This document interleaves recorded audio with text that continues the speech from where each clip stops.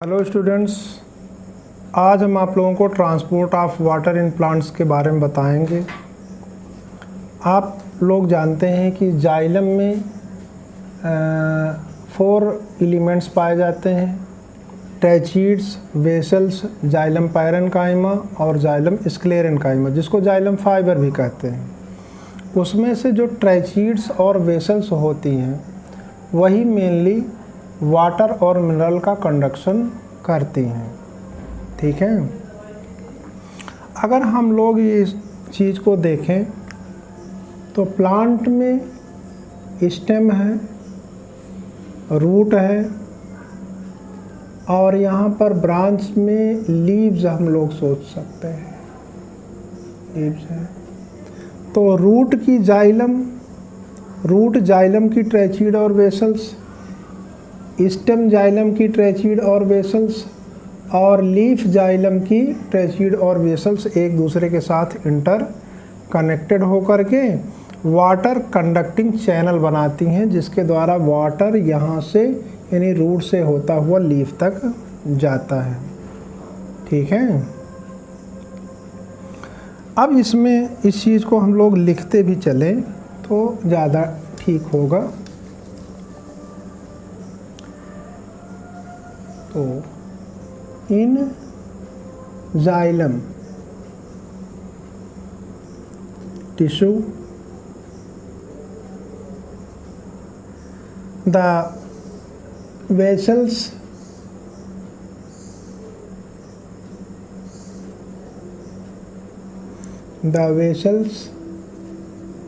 and tracheids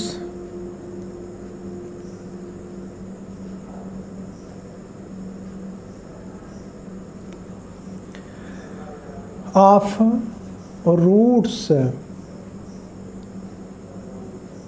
stems and leaves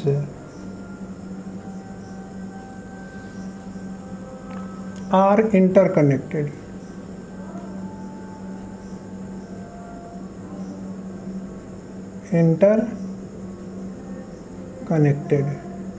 interconnected होती हैं to form a continuous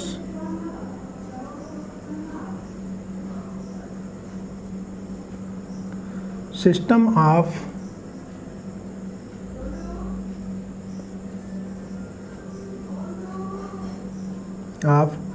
water conducting channels.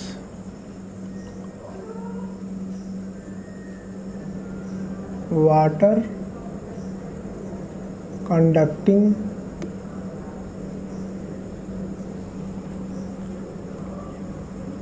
Channels.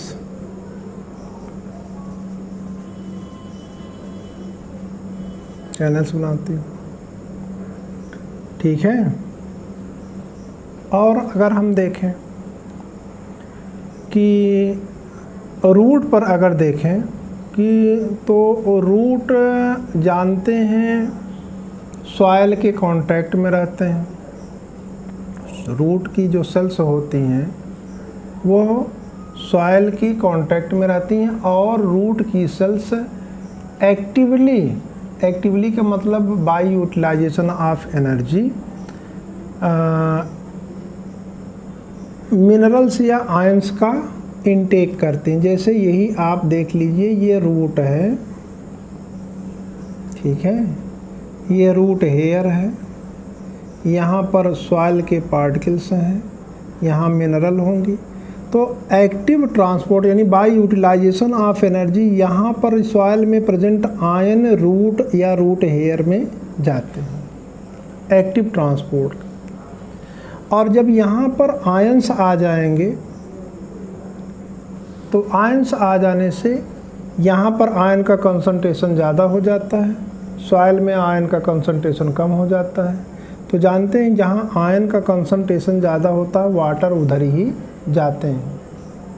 यहाँ पर hypertonic solution बन जाता है, आयन ज़्यादा आने के मतलब यहाँ, तो इससे वाटर यहाँ यानी सॉइल से रूट में या रूट हेयर में पहुँच जाते हैं। इस चीज़ को हम रूट में भी कह सकते थे, यानी यहाँ पर जो भी आयंस हैं एक्टिव मेथड के द्वारा रूट में जाते हैं। यहाँ पर आयन का अमाउंट ज़्यादा हुआ, आयन का कंसंट्रेशन ज़्यादा हो गया, जिसके कारण यहाँ पर एक कंसंट्रेशन का डिफरेंस क्रिएट होता है। रूट में आयन का कंसंट्रेशन ज़्यादा होने के कारण सॉइल से वाटर ऑटोमेटिकली रूट के अंदर जाने लगते हैं पैसिव मेथड से। इसमें वाटर जाने में कोई एनर्जी नहीं लगती। इस तरीके से वाटर सॉइल से रूट में इंटर करते हैं। ठीक है, आप इसको लिख सकते हैं at the roots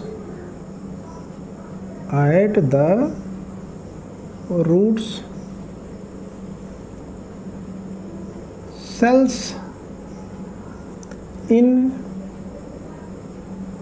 are in contact with soil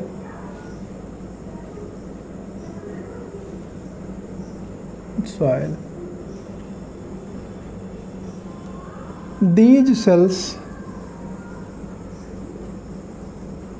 cells take up ions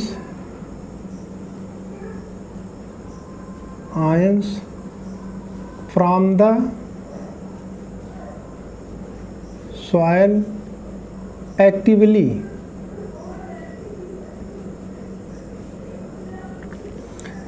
का मतलब by utilisation of energy.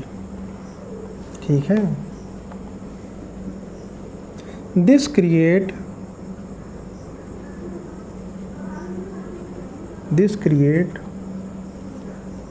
difference in concentration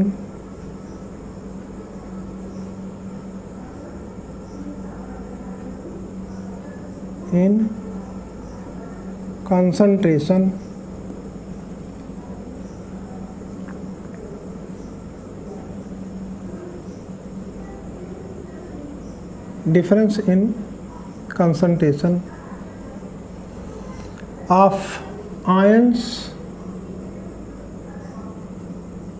between root and soil।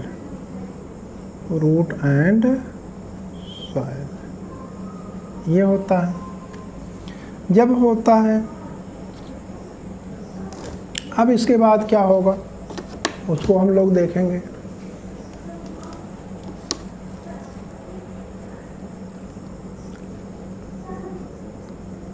This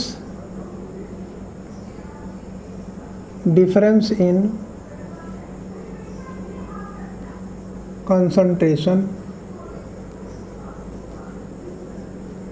of ions move the water due to, यहाँ पर this की जगह पर due to difference in concentration of ions, the water move from soil to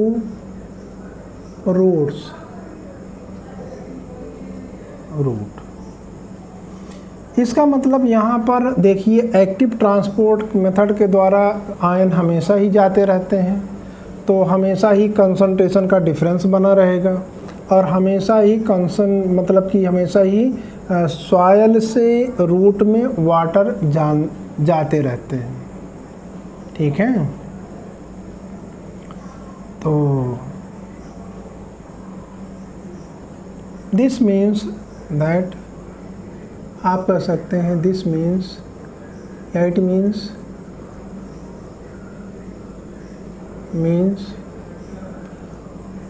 study movement of water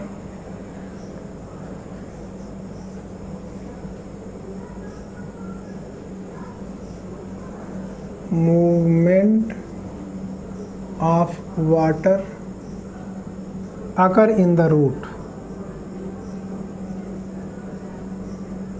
in the root या root xylem. Root में कहाँ जाएगा? Root में रूट जाइलम में जाएगा, ये जानते हैं। अब इससे एक प्रेशर क्रिएट होता है। जब रूट में खूब ज़्यादा वाटर आ जाएगा तो रूट में प्रेशर क्रिएट हो जाएगा।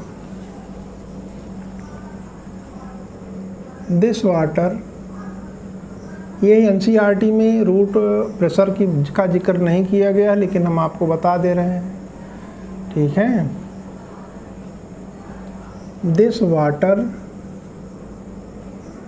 क्रिएट रूट प्रेशर या water pressure.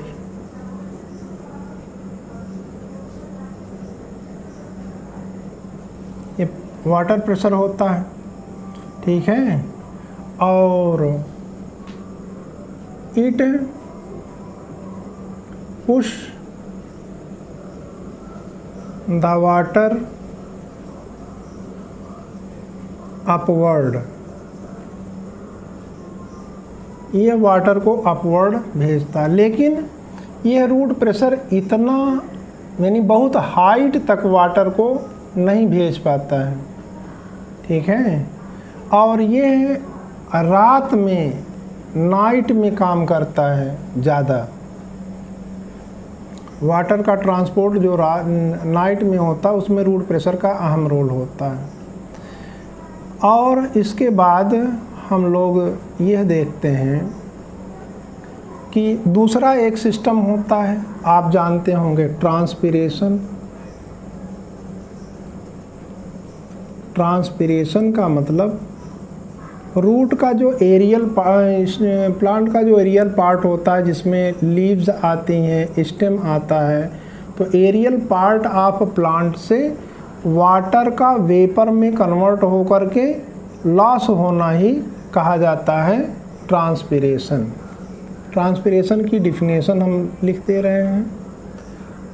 The loss of water, loss of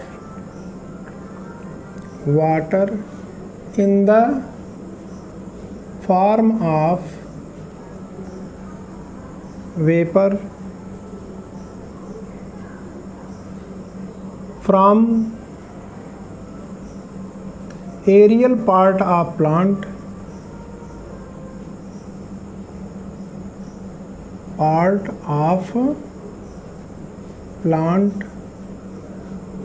is called, part of plant is called transpiration।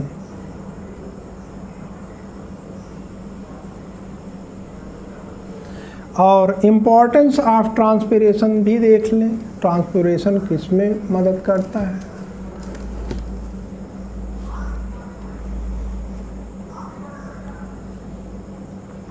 यहाँ पर हम लोग इम्पोर्टेंस ऑफ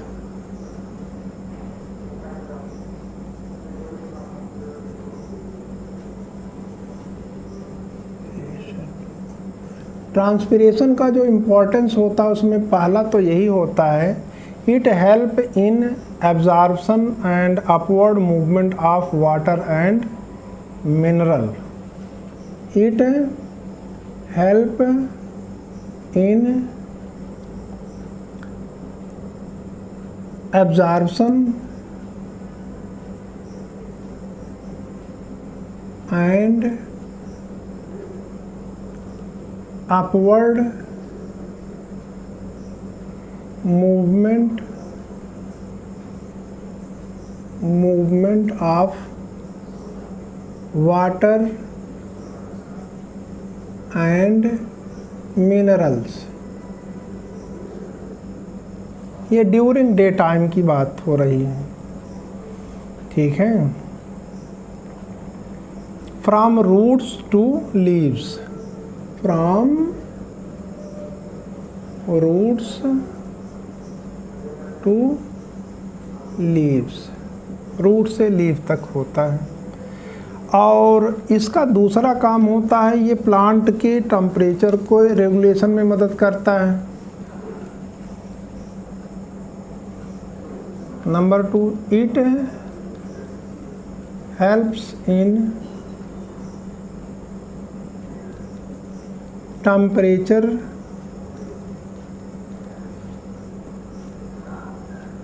रेगुलेशन। ठीक है। अब इसमें अब आपके यहाँ देखिए आगे इसमें रूट प्रेशर का जिक्र है। ठीक है, तो उसमें आपके यहाँ इस चीज़ को हमेशा लिख लीजिएगा, आपके यहाँ लिखा भी गया है। The effect of root pressure, the effect of root pressure in transport of water, in transport of water is more important at night, more important at night, क्योंकि नाइट में स्टोमेटा क्लोज होते हैं। और during day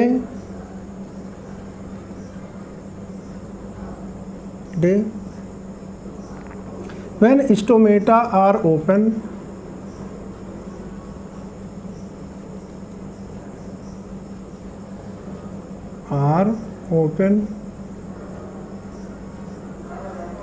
the transpiration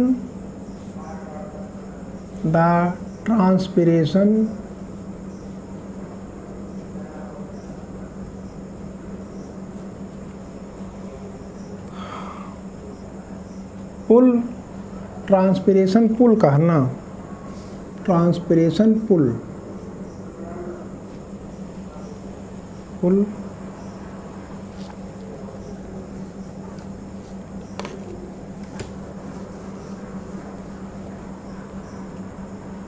transpiration pull becomes the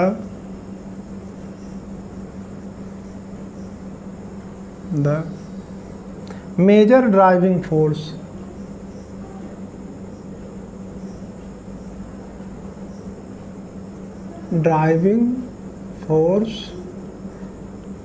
in movement of water, in movement of water through xylem। अब ये transpiration pull कैसे काम करता है उसको आप देखिए।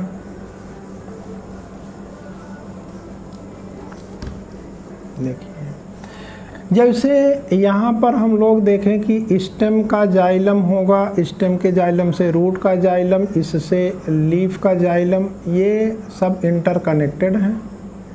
ये जाइलम पूरा इंटरकनेक्टेड है। तो जैसे जैसे यहाँ लीफ से सेल्स यहाँ से वाटर वेपर के रूप में निकलेगा, तो यहाँ का वाटर जाइलम से वाटर को सक करेगा, खींचेगा। ठीक है। और फिर यहाँ वाटर कमी होगी जिससे नीचे एक पुल लगेगा। ठीक है, यानी जैसे जैसे ट्रांसपिरेशन होता जाएगा वाटर नीचे से ऊपर की ओर खींचा जाता है। तो ट्रांसपिरेशन के कारण वाटर पर जो ऊपर की ओर पुल लगता है, खिंचाव लगता है, उसको ट्रांसपिरेशन पुल हम लोग नाम देते हैं। ठीक है, तो इसको हम लोग कह सकते हैं the water which is lost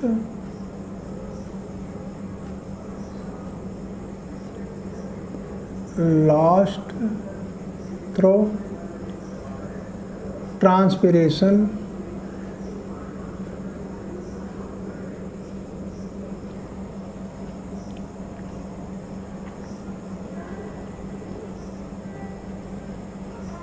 transpiration,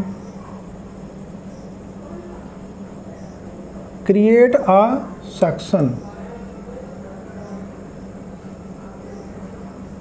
create a suction. Suction का मतलब चूसण, यानी ऊपर की suction. Which pull the water,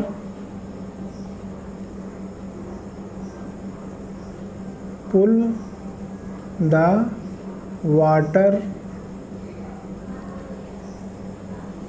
from the xylem cells of root, from the xylem cells of root. इस तरीके से ट्रांसपिरेशन से एक सक्शन पुल क्रिएट होता है और वो जाइलम से वाटर को खींचता है। उसी सक्शन पुल को हम लोग ट्रांसपिरेशन पुल भी कहते हैं। ये हो गया आपके यहाँ ट्रांसपोर्ट ऑफ वाटर। अब इसके बाद आएगा आपके यहाँ transport of food. Transport of food को हम नेक्स्ट सेशन में बताएंगे, ठीक है।